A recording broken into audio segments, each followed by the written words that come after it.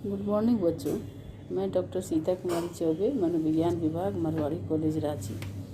बच्चों, पिछले क्लास में मैंने मनोचिकित्सा के उद्देश्य के बारे में बताया था कि इसका उद्देश्य क्या होता है ना। और उसमें हमने बताया था कि एक क्लाइंट और चिकित्सक के बीच में किस तरह का संबंध होना चाहिए, कैसे इस पर विश्वास जमेगा ताकि उन दोनों के बीच में एक फेथफुल रिलेशन बने। और फेथफुल रिलेशन के बाद ही वो क्या होता है कि इनमें ये एक दूसरे उनका इलाज किया जाना संभव हो पाता है ना। तो अब हम देखते हैं कि चिकित्सक क्या करता है। इसमें चिकित्सक क्लाइंट के जो उनका क्लाइंट यानी मतलब जो रोगी होते हैं उनके चिंतन में ही परिवर्तन करता है। उनके सामाजिक या सृजनात्मक ढंग से उनमें जो संबंध स्थापित करना होता है उसके वातावरण के साथ उसमें भी स्थापित करने में मदद करता है। अब उसके संवैधानिक दबाव को भी कम करता है। इस तरह से बहुत सी ऐसी चीज़ें हैं जिसको कौन करता है, चिकित्सा करता है। और चूँकि चिकित्सा का उद्देश्य ही ये होता है कि इसको रोगी को ठीक करके, उनके मानसिक रोग को ठीक करके उनको समाज में क्या करना है, समाज में अपने वातावरण के साथ समायोजित करने के लायक बनाना है। यही उनका उद्देश्य होता है। अब हम देखते हैं ताकि उनका जीवन सही ढंग से चल पड़े, जीवन यापन सही ढंग से चले, यही उनका मनोचिकित्सा का उद्देश्य होता है। अब हम देखते हैं मनोचिकित्सीय संबंध मतलब थेरेपिचुअल रिलेशनशिप की मनोचिकित्सा का संबंध कैसे होता है, क्या क्या होता है। अब देखिए, मनोचिकित्सा का एक महत्वपूर्ण पहलू चिकित्सक तथा क्लाइंट के बीच विकसित विशेष संबंध होता है जिसे चिकित्सीय संबंध कहा जाता है। जिसे क्या कहता है, चिकित्सीय संबंध होता है। जैसे कि हमने पिछले क्लास में बताया कि चिकित्सा का उद्देश्य क्या होता है। तो उस उद्देश्य में हम लोग क्या करते हैं कि क्लाइंट के और चिकित्सक के बीच जो एक संबंध विकसित होता है ना, उसी के आधार पे उसका इलाज किया जाता है, उसका ट्रीटमेंट किया जाता है या उनकी समस्या का समाधान किया जाता है। तो अभी ये इसी के संबंध में मनोचिकित्सीय संबंध क्या होता है कि यही एक संबंध होता है जो क्लाइंट तथा चिकित्सक के बीच में जो विकसित विशेष संबंध होता है उसे ही हम लोग चिकित्सीय संबंध कहते हैं। चिकित्सीय संबंध एक ऐसा संबंध होता है जिसमें चिकित्सक तथा रोगी दोनों ही यह जानते हैं कि वे लोग यहाँ क्यों एक साथ आए हुए हैं, है ना। उनको ये सब पता होता है कि वे लोग एक दूसरे से क्यों मिल रहे हैं तथा उनकी अंतःक्रियाओं का लक्ष्य क्या है। ऐसा संबंध न तो सिर्फ एक प्रासंगिक परिचय होता है और न ही एक अस्थायी एवं स्थिर संबंध। मनोचिकित्सीय संबंध में दो मुख्य तत्व सम्मिलित होते हैं जो इस प्रकार होते हैं। इसमें क्या होता है, जो चिकित्सक और रोगी होते हैं उन दोनों को यह मालूम होता है, ये चिकित्सीय संबंध में यह मालूम होता है कि वो दोनों किस लिए यहाँ पे आए हुए हैं, दोनों एक दूसरे के सामने क्यों बैठे हुए हैं, क्यों एक साथ हैं, है ना। और उनका अंतःकरण का लक्ष्य क्या है, उनका क्या लक्ष्य है, किस कारण से वो आए हुए हैं।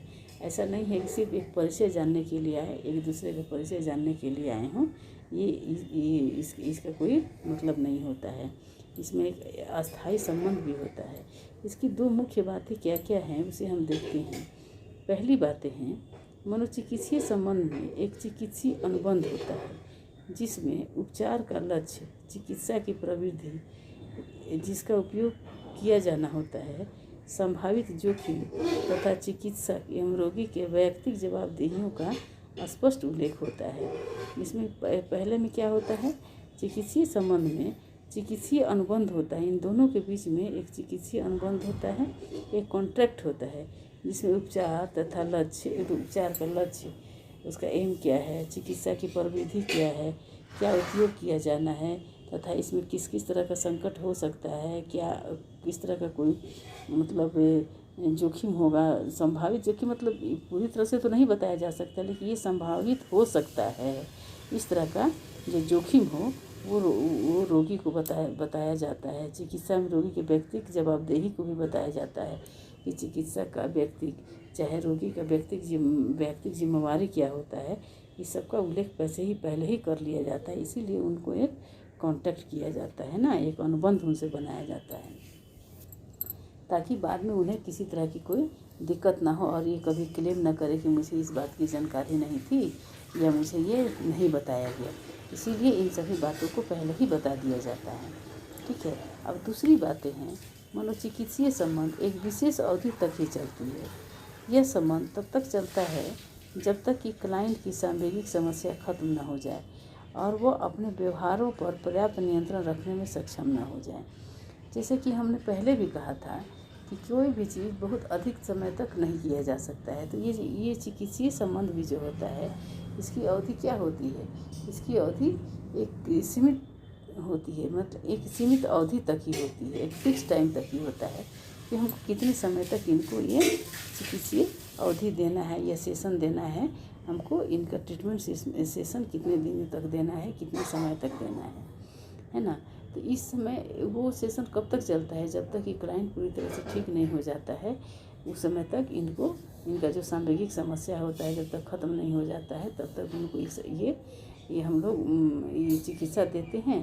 और उसके बाद जब तक वो अपने व्यवहार पर नियंत्रण करना सीख जाता है, ऐसे पर्याप्त नियंत्रण हो जाता है, तब क्या करता है, ये चिकित्सीय अवधि जो है धीरे धीरे ख़त्म कर दी जाती है, यानी समाप्त कर दी जाती है। वो भी अवधि तुरंत समाप्त नहीं की जाती, एकाएक समाप्त नहीं की जाती है, बल्कि धीरे धीरे करके उसको समाप्त की जाती है। और अपने व्यवहार को नियंत्रण रखने में जब सक्षम हो जाता है, जब ये चिकित्सक समझता है कि अपने व्यवहार को नियंत्रण रखने में पर्याप्त रूप से सक्षम है, तब हम लोग इस अवधि को खत्म कर देते हैं, है ना। अब देखिए, चिकित्सक की भरपूर कोशिश रहती है कि वह रोगी के साथ एक ऐसा भद्र एवं आदर्श संबंध बनाकर रखे कि वह अर्थात रोगी अपने व्यवहार में परिवर्तन लाने के लिए काफ़ी उत्सुक रहे। चिकित्सक का ये काम होता है कि चिकित्सक अपने व्यवहार को इतने अच्छे से बना करके रखे, है ना, इतने ढंग से बनाकर, इतने भद्र रूप से बना करके रखे आदर्श, कि चिकित्सक भी अपना एक एफर्ट लगाए। चिकित्सक भी सोचे कि नहीं, जल्दी डॉक्टर इतने परिश्रम कर रहे हैं तो मुझे उन्हीं के अनुसार कार्य करना चाहिए, उन्हीं के अनुसार व्यवहार करना चाहिए। और अपने व्यवहार में परिवर्तन लाने के लिए रोगी खुद भी उत्सुक रहे, खुद भी जागरूक रहे, तो ये सेशन काफ़ी अच्छा जाता है और इसका परिणाम भी काफ़ी अच्छा आता है ना। अब इसी के देखिए, एक कोर्चिन महोदय थे, एक मनोवैज्ञानिक हैं कोर्चिन। उन्होंने अपने रिसर्च में 1975 में ये स्पष्ट किया कि चिकित्सीय संबंध में आसक्ति अटैचमेंट जिसको हम लोग कहते हैं, तथा अनासक्ति डिटैचमेंट का एक संतुलन होना चाहिए।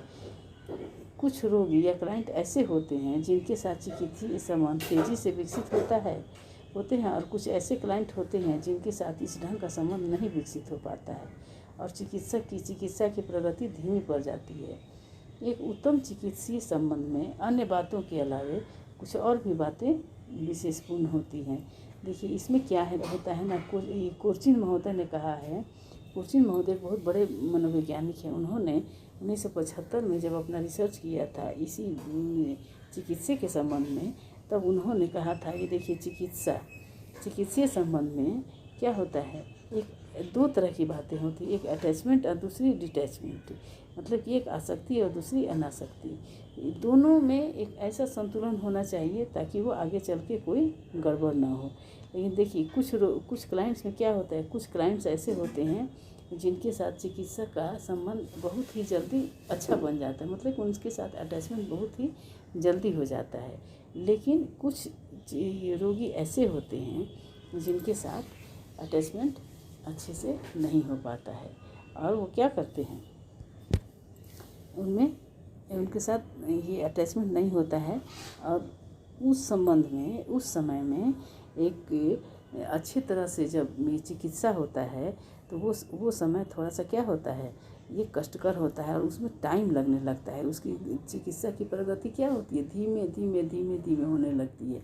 इस अवस्था में रोगी भी जो होता है अपने आप को ठीक करने के लिए उतना उत्सुक नहीं हो पाता है, क्योंकि उसमें अटैचमेंट सही नहीं हो पाता है, जिसके कारण क्या होता है, ये अपने को उतना उत्सुक नहीं पाता है और नहीं कर पाता है, जिससे चिकित्सा भी प्रभावित होता है और उसमें काफ़ी देर भी लगता है, कुछ खर्च भी बढ़ने लगता है, जिस कारण वो थोड़ी उबन आने लगती है और इसका महत्व उतना नहीं हो पाता है ना। अब ये देखिए, चिकित्सीय संबंध में क्या होता है। चिकित्सीय संबंध में सबसे इम्पोर्टेंट होता है कि इसका रोगी, क्लाइंट और चिकित्सक का आपस का जो अटैचमेंट है वो बहुत मायने रखता है। एक दूसरे पर विश्वास वो बहुत मायने रखता है कि दोनों एक दूसरे को सहयोग करें, दोनों एक दूसरे के प्रति सहयोग की भावना रखते हुए यदि आगे बढ़ते हैं तो ये चिकित्सा का संबंध बहुत ही अच्छा होता है और इसका परिणाम भी अच्छा आता है।